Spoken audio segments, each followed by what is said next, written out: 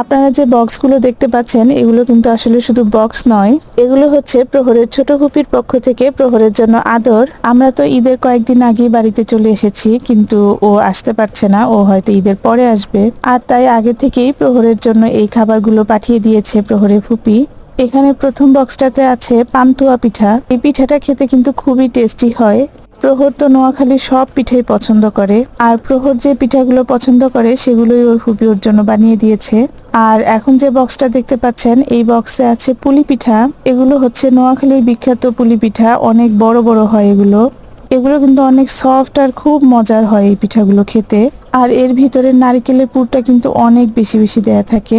এখন যে বক্সটা খুলছি এই বক্সটা কিন্তু আসলে অনেক বড়। আর এই বক্স ভর্তি ছিল খেজুরের রসের পায়েস। খেজুরের রস, চিনি গুঁড়ার চাল আর নারিকেল এগুলো দিয়েই তৈরি করা হয় এই পায়েসটা। এই পায়েসটা খেতে কিন্তু অসম্ভব মজার।